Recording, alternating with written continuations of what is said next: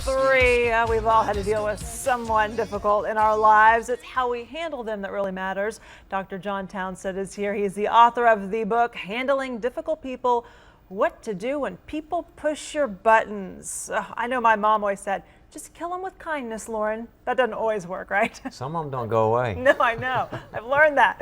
All right. So the first thing you say that people have to do is you have to diagnose the disease. What does that mean? In other words, there are different ways that people push our buttons. Some people are very kind of controlling. They won't listen. Some people into themselves and, you know, kind of like don't think about your frame of reference. Some people are sort of indirect and passive. And so you got to figure out which button are they pushing, because the way I handle it is going to really change the way that I look at things. Do you think most of the people that are pushing buttons know they're pushing buttons? No, you don't even think that? Oh, really? Yeah, some do, and they say, please stop me, but most people kind of go, what are you talking about? Yeah, How do I rub you the wrong way? They never know. Okay, so the second thing you say is decide what you want, and then and what exactly you want to aim for then. Yeah, in other words, to tell somebody, well, stop being a lunatic, it's not really helpful, right?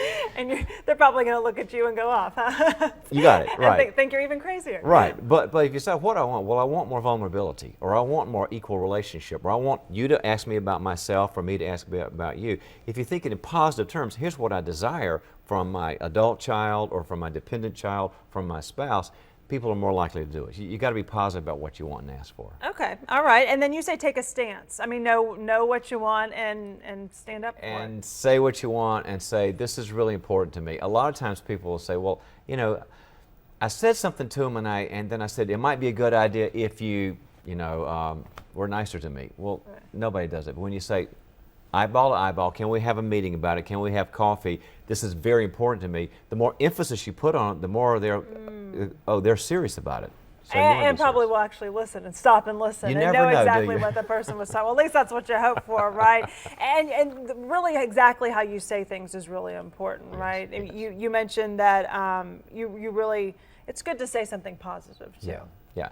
I like to go in with a we. This is a win-win here. If you'll do this, if you'll not criticize me so much, or if you'll be positive with me, I will be with you. Instead of, I've got it all together and you're the project, nobody likes that. Or the problem. Or the problem. Yes. Right. Yeah, okay. Make it a we. And act with confidence is another thing that you really push in this book. Yeah, in other words, people really listen when they kind of feel like you've done your homework. You've thought about it, you have some examples of it, here's some things I specifically want, the people are more likely to go along. So definitely having examples, I think that's probably really important. Do the homework, come up with some examples. Are there consequences if it happens again? I mean, what do you do well, when it think happens about parents. again? The parents always say, look, don't hit your brother on the head. And they say it a couple of times. And then when you're still hitting your brother in the head, you're in timeout. Right. So sometimes our friends have to be in timeout.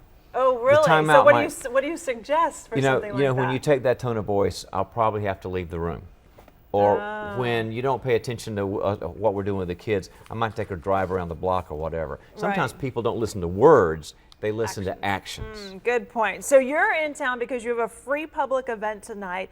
It's at Gateway Church in Southlake, and you're going to be talking about boundaries, right? And signing books as well.